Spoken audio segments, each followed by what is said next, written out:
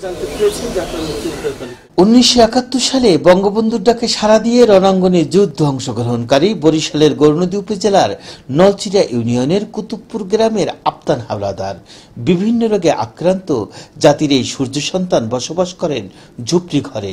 ভাতার টাকা পেলেও চিকিৎসা বাবদ খরচ হয়ে যায়, ঘর মেরামত করা সম্ভব হচ্ছে না।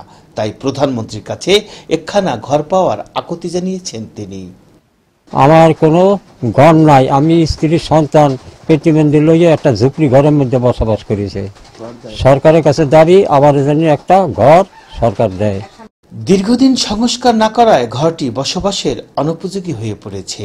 বর্ষা মৌসুমে ঘরের ভিতরে পানি পড়ে। রোগাক্রান্ত স্বামী আর প্রতিবন্ধী সন্তান নিয়ে ভাঙা ঘরে বসবাস করা খুবই কষ্টসাধ্য, জানালেন মুক্তিযোদ্ধার স্ত্রী। আমরা এখন একটা ঝুপড়ি ঘরে আছি প্রতিবন্ধী লইয়া, আর আমার স্বামী রোগা হারে লইয়া এই একটা ঝুপড়ি ঘরের ভিতরে আছি। এখন আমাকে জানি একখান ঘরের ব্যবস্থা করিয়া সরকার দেয়।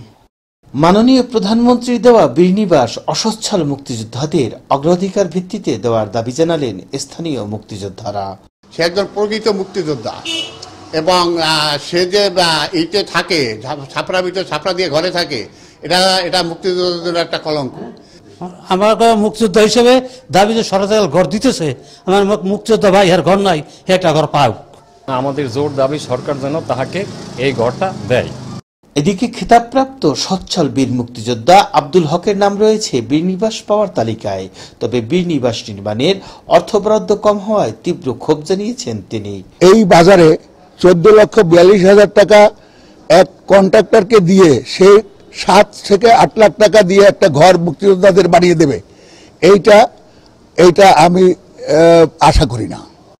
তবে পর্যায়ক্রমে অসচ্ছল মুক্তিযোদ্ধাদেরকে বীরনিবাস দেওয়ার আশ্বাস দিয়েছেন উপজেলা নির্বাহী অফিসার বিপিন চন্দ্র বিশ্বাস। আমরা আশাবাদী যে প্রকৃতপক্ষেই যারা অসচ্ছল বীর মুক্তিযোদ্ধা, যাদের প্রকৃতপক্ষেই ঘর পাওয়ার প্রয়োজন এবং ঘর পাওয়ার যোগ্য, আমরা সেই কার্যক্রম বাস্তবায়ন করছি। স্বাধীনতার 50 বছর পরেও মুক্তিযোদ্ধাদের ঝুপড়ি ঘরে বসবাস জাতির জন্য অত্যন্ত দুঃখজনক।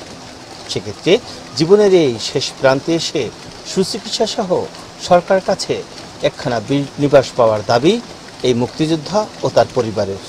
কাজী আলামিন, আনন্দ টিভি, গৌরনদী, বরিশাল।